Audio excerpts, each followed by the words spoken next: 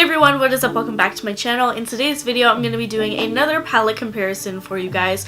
I got a really good response for my last one, so I thought I would do another one for a palette that I had been anticipating for the longest time, and that is the Anastasia Beverly Hills Soft Glam palette. I'm going to be comparing it to the OG Modern Renaissance. A lot of people noticed that in the Soft Glam palette, there were repeats of shades that were in the Modern Renaissance, even just shade similarities.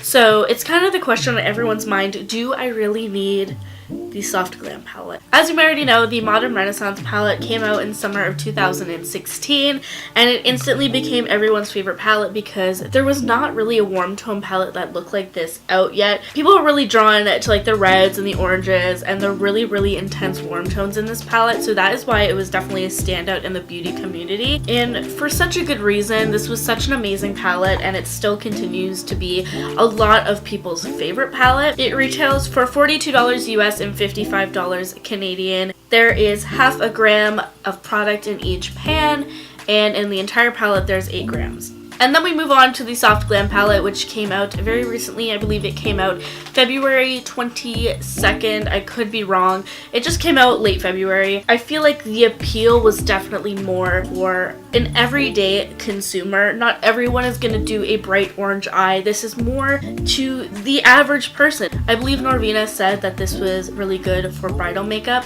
So I can't wait to see what people will create with this one. And it's pretty much the same with the Modern Renaissance. It retails for $42 US and $55 Canadian. There is half a gram of product in each pan and 8 grams of product in the entire palette. So like I do in my comparison videos, I'm going to be comparing the colors, and I'm going to be talking about the similarities and differences between both the palettes. I also have some thoughts about the formulation, which I'll get into in a little bit, but for now we're just going to get into the shades. So when Soft Glam came out, a lot of people saw that there was similar shades, and it's kind of just like, why am I going to pay an extra $42, $55 for a palette that already has shades in another palette that I own? You know, it just doesn't make any sense. I was definitely that person. I kind of looked at it and I was like, I don't really think I need both these palettes.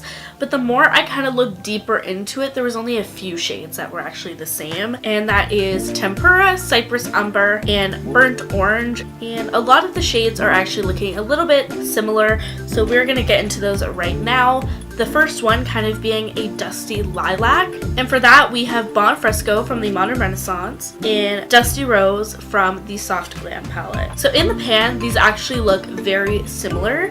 There's actually a very slight difference. As you can see here, Dusty Rose is warm, where Bon Fresco is a little bit more on the cooler side. And while Bon Fresco remains kind of like that cool lilac purple, Dusty Rose pulls a little bit more on the taupe side. They are still really pretty, and you could definitely use them in your crease to kind of create like a purple hazy eye, which honestly looks so pretty. So now I'm going to talk about the shimmering colors in both of the palettes. We have Glistening and Fairy from the Soft Glam, and we also have Primavera and Vermeer from the Modern Renaissance. I wanted to compare these because these are kind of like the satiny highlight shades that everyone seems to go for as like their inner corner or on the lid, anything like that. These are just the most beautiful colors I've ever encountered, but there is a little bit of a difference. The ones in the Modern Renaissance, Vermeer and Primavera, they actually tend to have a more wet looking formula, whereas the ones in the Soft Glam are a bit softer. They're more of a diffused light type of look. Glistening, Fairy, and Primavera match the most. Vermeer is kind of on the off side. It's a little bit more of a pink champagne, where Glistening, Fairy, and Primavera, they're all different shifts of gold. So they all look very similar. There's just a little bit different undertones. Now this color, I honestly didn't think was going to be a dupe for anything. I kind of just looked at it and I was like, it's a red. We'll see if it matches. And we're going to be talking about Mulberry from the Soft Glam palette and Red Ochre from the Modern Renaissance. This is one of the colors I was like, what? Mulberry is kind of like a red with more brown undertones, and Red Ochre is a red with more red undertones, and they both have the same ultra matte formula, so they kind of act the same on the eyes. I guess the only way I can really describe this color is kind of just like a PMS red. Now we're going to talk about Sultry from the Soft Glam and Antique Bronze from the Modern Renaissance. This is a dupe in color, not in finish. As you can tell, Sultry is kind of like an ultra glitter finish. It's very chunky, but yet it's really soft. There's a lot of micro glitter in it. It's still a really beautiful shade and the pigment is definitely there, but compared to Antique Bronze, I find that Antique Bronze is a lot smoother. As you can see, they're literally the exact same color, just the finish is a little bit different. Now we're going to talk about Rustic from the Soft Glam palette and Raw Sienna from the Modern Renaissance. We kind of have the same issue here where one is a little bit warmer than the other. That's kind of a theme. A lot of the shades in the Soft Glam palette actually have a cooler undertone, where the ones in the Modern Renaissance are a little bit more warm. If you look at the swatches that I have here, Raw Sienna actually pulls more into a caramel sort of color, where Rustic is a very cool tone. It looks like a really nice crease color. So out of the two palettes, those were the only color dupes I could find.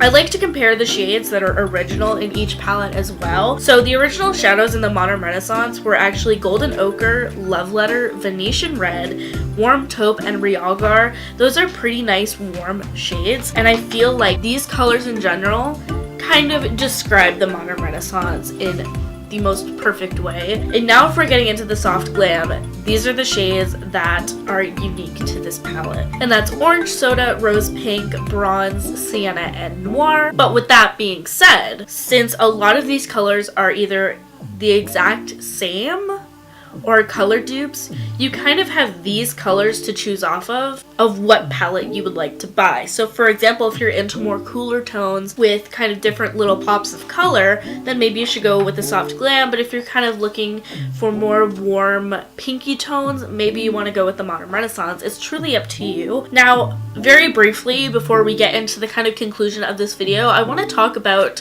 the formulation of these eyeshadows.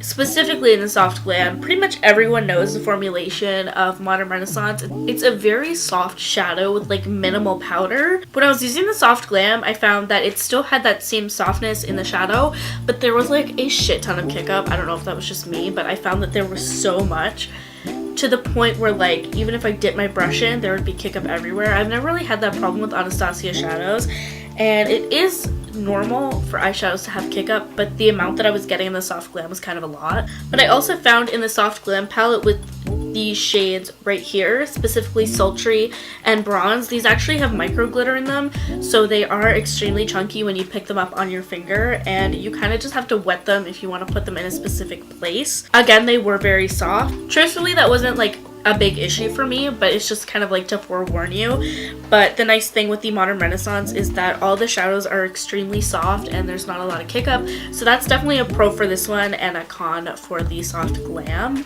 If I had to choose which palette I think you should buy, I'm gonna say both. Honestly, it really depends on your skill level and what kind of shadows you like and you don't like.